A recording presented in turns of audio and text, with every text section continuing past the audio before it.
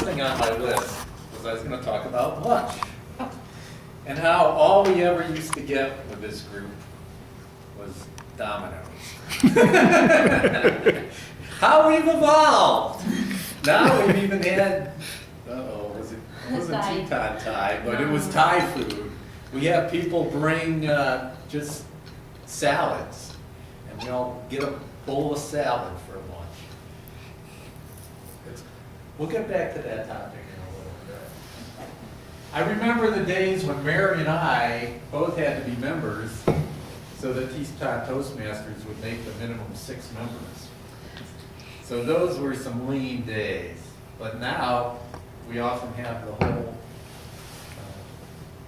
table filled up here, and even a couple extras. What a great achievement.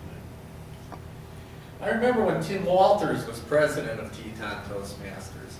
We had Teton Toastmasters, there were only like 6 of us, but we were visiting every continent of the world, monthly almost. Mary and I said we were traveling vicariously through our fellow Toastmasters. They were everywhere. It was amazing. Oh, those were the days. Now we've gone through phases when everybody in Teton Toastmasters was liberal.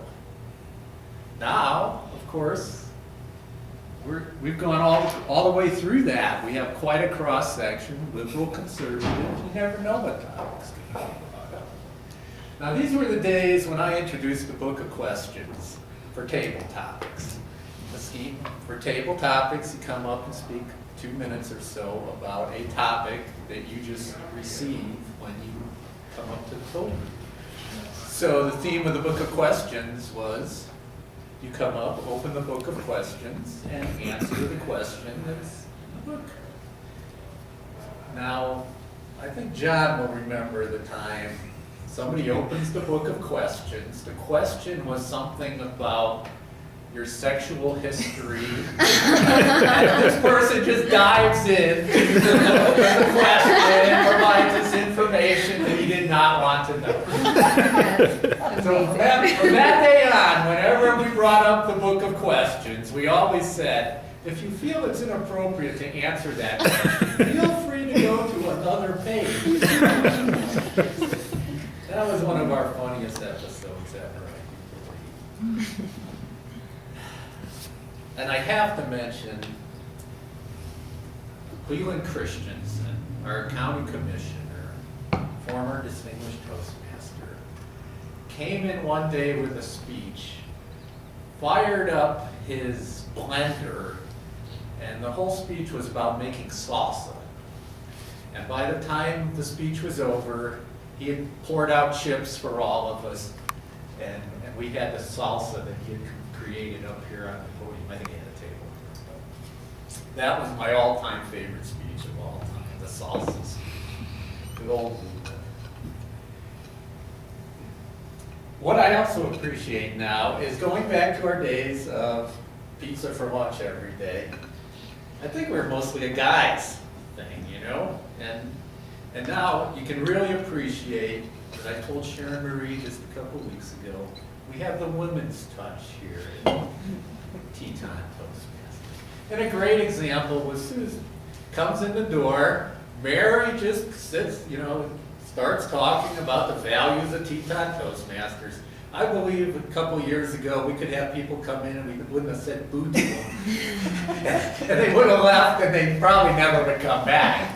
But just to be a little more inviting here, and probably going with that too is the fact that we also get Thai food now occasionally, or we get a salad creation for lunch. I really want to thank everybody for their friendship, and that's what Teton Toastmasters is all about.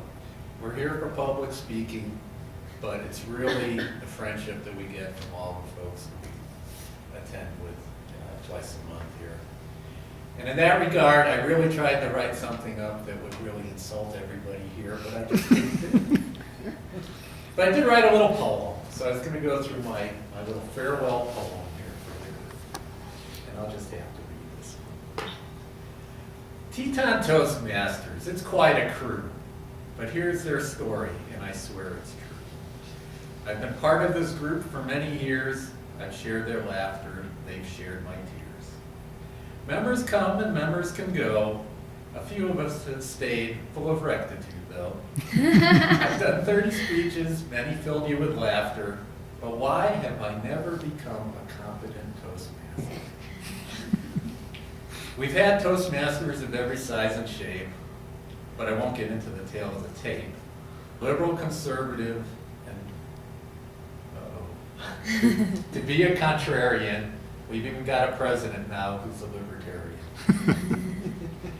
District folks, we've sure had our fill. Luckily, they rarely come over the hill. They usually try to explain the rules. We try to remain cool. We ain't no fools. We meet on Thursday at high noon. We usually sit in the commissioner's room. If the electeds have a meeting to chair, we find a room somewhere upstairs. No Toastmaster was ever very tardy when it came to the Haydon's annual Christmas party. But then that tradition ended the year that John Morgan was the only one to appear. But let me make one thing clear. We've all worked around our public speaking fears. It's been great, it's been fun, and it's really been a hell of a run. And pardon me if I shed a tear. I love you guys, and I'll miss it here. Stop in and visit us. We invite you all. We'll be in Grants Pass having a ball. Aww.